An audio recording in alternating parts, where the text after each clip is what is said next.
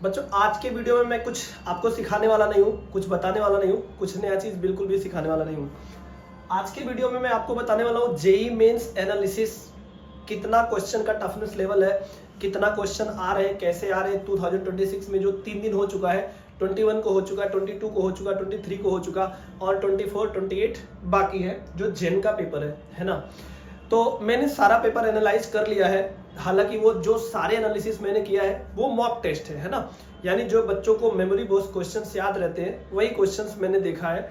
और ऑलमोस्ट मैंने जितने भी 6 शिफ्ट अभी हुए उन सब का पेपर देखा है। तो मैं आपको एक कॉमन चीज बताता हूँ, किसी के भ्रम में मत पड़ना कि पेपर ऐसा है, पेपर वैसा है। हो सकता है कहीं पे पेपर टफ हो, कोई आपको गुमराह कर रहा हो पेपर इजी है, या कहीं पे पेपर इजी हो गुमराह कर रहा हो टफ है।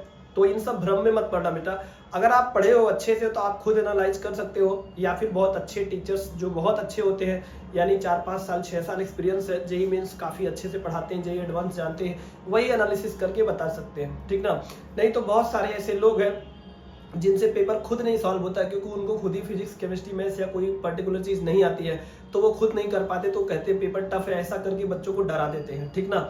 और बहुत सारे टीचर्स ऐसे भी है जो बहुत हाई लेवल के हैं, वो जानते भी है कि पेपर्स उनके लिए बहुत ईजी है, क्योंकि वो अपने पॉइंट ऑफ व्यू से देखेंगे, फटाफट सारे सवाल कर लेंगे, वो बोल देंगे पेपर बहुत ईजी है। तो बच्चा कहीं ना कहीं कंफ्यूज हो जाता है कि हम क्या मान के चले, जो पेपर्स आ रहे हैं वो टफ है या जो पेपर्स आ रहे हैं वो ईजी है, क्या मान के चले। ये बहुत बड़ा कंफ्यूजन है। देखो, तो मैंने 6 पेपर एनालिसिस किया है, ठीक ना।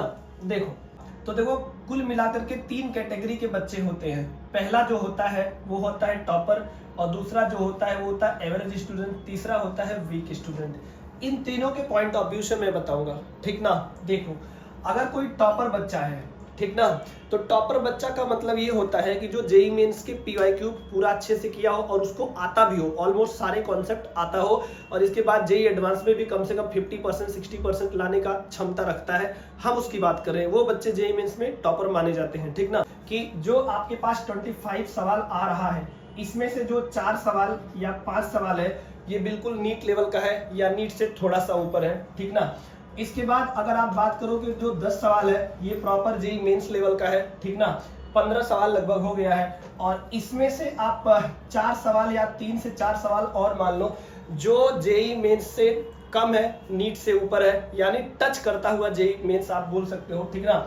और इसमें से जो है 2 सवाल आप मान सकते हो प्रॉपर जेईई एडवांस लेवल का, और इसमें से आप 3 सवाल मान सकते हो, है ना। कहाँ तक है? ये जेईई मेंस से ऊपर है और जेईई एडवांस से थोड़ा सा कम है ना। तो इस हिसाब से कैटेगराइज मैंने किया है। आप यही पैटर्न मान के चलना केमिस्ट्री में भी होगा, यही पैटर्न मान के चलना मैथ्स में भी होगा, ठीक ना। यही पैटर्न लगभग 6 पेपर में मुझे दिखाई दिया। अब प्रॉब्लम ये है कौन बच्चा कितना टाइम इसे सॉल्व करने में लगाएगा। तो ध्यान से समझो, देखो कैटेगराइज आपका हो गया। अब यहाँ पे प्रॉब्लम क्या है, देखो सबसे बड़ी प्रॉब्लम ये है कि अगर हम बात करेंगे टॉपर बच्चे का, तो जो टॉपर बच्चा होता है उसका बेसिक कॉन्सेप्ट पूरा क्लियर होता है, वो एडवांस में 50% लाने की क्षमता रखता है, 60% लाने की क्षमता रखता है। इसका सीधा मतलब है कि उसको बेसिक एडवांस के सवाल बिल्कुल क्लियर है। तो ऐसे बच्चे अगर पेपर को अटेम्प्ट करेंगे तो मेरे हिसाब से उन्हें 40 से 45 मिनट में नो डाउट वो 100% सॉल्व कर सकते हैं, ठीक ना। कितना टाइम में? 40 से 45 मिनट में। मैं टॉपर बच्चे की बात कर रहा हूँ, एवरेज बच्चे की बात नहीं कर रहा हूँ, ठीक ना। इसके बाद बात आती है एवरेज बच्चे की। अगर हम एवरेज बच्चे की बात करेंगे तो ये बच्चे अगर पेपर को अटेम्प्ट कर रहे हैं तो सीधा सबसे पहले ये जेईई मेंस के 10 सवाल पे टारगेट करे, और जेईई मेंस से जो नीचे नीट से जो ऊपर सवाल है या नीट लेवल के जो उसमें 8 सवाल आ रहे हैं उस पे टारगेट करे। अगर ये उस 18 सवाल को टारगेट करते हैं तो नो डाउट ये बच्चे जो है आराम से 60 मिनट तक जाते 18 क्वेश्चन आराम से सॉल्व कर लेंगे, यानी 1 घंटे में आराम से जो है 18 क्वेश्चन सॉल्व कर लेंगे। एवरेज बच्चे का मतलब ये है कि उसे प्रॉपर कैलकुलेशन करना पड़ता है, कुछ बातें भूल जाता है, लेकिन उसके जो मार्क्स है, उसके जो नंबर है वो 170 180 लगातार टेस्ट में आते रहते हैं ईमानदारी के, तो वो एवरेज बच्चे में उनको बोलता हूँ। बात पक्की है। तो 60 मिनट कर सकते हैं। अब अगर ये पूरा पेपर सॉल्व करना चाहेंगे, ठीक ना, तो किसी पर्टिकुलर फिजिक्स में, केमिस्ट्री में या मैथ्स में, तो इनके लिए लगभग 85 से 90 मिनट देना पड़ेगा, ठीक ना। ये मैं फिजिक्स का बता रहा हूँ, हो सकता है मैथ्स में, केमिस्ट्री में और थोड़ा डिफरेंट हो जाए, तो लगभग पैटर्न यही होगा, ठीक ना। अब अगर हम बात करेंगे वीक बच्चों से, तो वीक बच्चों से तो सबसे बड़ी बात है, जो 5 क्वेश्चन थोड़ा सा मेन से ऊपर, बिलो एडवांस या एडवांस को टच कर रहे हैं, उनसे तो वो होने वाला नहीं है, तो वो उस पे फोकस बिल्कुल भी ना करें। सबसे पहले वो कोशिश करें जो बिलो मेंस नीट लेवल के सवाल, जो 8 क्वेश्चंस आ रहे हैं, पहले उस 8 क्वेश्चंस को अच्छे से कर ले, और इसके बाद जो 10 क्वेश्चन मेंस है उसे सेलेक्ट करके करने की कोशिश करें।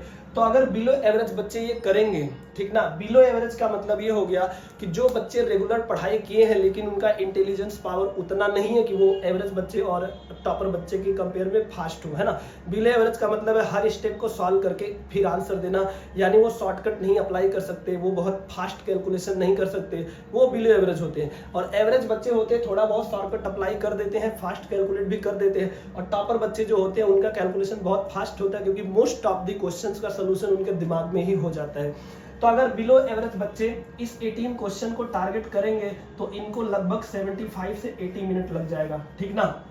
और अगर पूरा पेपर सॉल्व करेंगे तो हो सकता है इन्हें किसी एक का 2 घंटे लग जाए। तो कैटेगराइज मैंने किया है, लगभग आपको 6 पेपर में यही देखने के लिए मिलेगा। और इसके सॉल्व करने का सबसे बेस्ट तरीका मैं बता रहा हूँ, सबसे बेस्ट तरीका यही है कि पर पेपर में आपको पहचानना पड़ेगा कौन कौन सा क्वेश्चन आपके लेवल का है, कौन कौन सा क्वेश्चन आपको करना है। अगर ये पहचान लेंगे तो आपका काम बहुत आसान होगा। अब प्रॉब्लम ये है, जब वो इंटरनेट पे देख रहे हैं, सोशल मीडिया देख रहे हैं, तो उन्हें बड़ा कंफ्यूजन हो रहा है। कोई बोल रहा है मेंस का पेपर बहुत टफ है, कोई बोल रहा है मेंस का पेपर बहुत आसान है, कोई बोल रहा है फिजिक्स आसान है, कोई बोल रहा है केमिस्ट्री आसान है, कोई बोल रहा है मैथ्स बहुत टफ है, कोई बोल रहा है केमिस्ट्री में कंफ्यूजन है। बेटा ये सब बकवास बातें हैं, आप इन सब की बातों को मत सुनो। जितना आप सुनोगे उतना आप डिमोटिवेट होगे, उतना आप डिप्रेशन में जाओगे। सच बताओ तो कुछ भी ना तो टफ है ना तो इजी है, एकदम बैलेंस्ड पेपर है, चाहे वो फिजिक्स हो, चाहे केमिस्ट्री हो, चाहे वो मैथ्स हो, ठीक ना। मैंने खुद एनालाइज करके अच्छे से देख लिया है। मुझे जेईई मेंस का पेपर सॉल्व करते 45 मिनट लगता है, 50 मिनट लगभग लगता है, मतलब अगर हम कैलकुलेट करके सॉल्व करें। और मैंने फास्टली सॉल्व करके एक पेपर चेक किया है, मुझे 25 से 28 मिनट लगा है, ठीक ना। इसका मतलब बच्चों को, जो टॉपर बच्चा होता है वो हमसे 15-20 मिनट लेट सॉल्व करता है एज कम्पेयर टू मी। मैंने काफी सारे टॉपर्स बच्चों को एनालाइज किया है तो मुझे आइडिया है, ठीक ना। और एवरेज बच्चों को भी एनालिसिस मैंने बता दिया है और वीक बच्चों को भी एनालिसिस बता दिया है। तो अगर आप इसमें से जिस भी कैटेगरी में हो उस हिसाब से आप हिट कर सकते हो। अगर आप टॉपर बच्चे हो तो भी आप सबसे पहले मेंस और बिलो मेंस या बिलो मेंस वाले क्वेश्चन को हिट करके फटाफट बना दो, और लास्ट में आप एडवांस के जो मतलब मेंस से थोड़ा ऊपर है, बेसिक एडवांस से थोड़ा सा कम है, बेसिक एडवांस लेवल का है, उसको हिट करके बना दो। आपको कितना लगेगा? 40 से 45, हार्डली 55 मिनट लगेगा टॉपर बच्चों के लिए, इससे ज्यादा नहीं लगेगा। अगर इससे ज्यादा टाइम लगता है तो मतलब वो टॉपर नहीं है, ठीक ना, यानी वो बहुत ज्यादा एक्सपर्ट नहीं है अपने सब्जेक्ट में। और अगर हम एवरेज बच्चों की बात करेंगे तो मैं कहूंगा जो 5 क्वेश्चन 6 क्वेश्चन है बेटा, उसमें टाइम बर्बाद मत करो। आपके पास 18 क्वेश्चन है, 60 मिनट में 25 क्वेश्चन करने की बजाय 60 मिनट में आप 18 क्वेश्चन हिट करके आओ।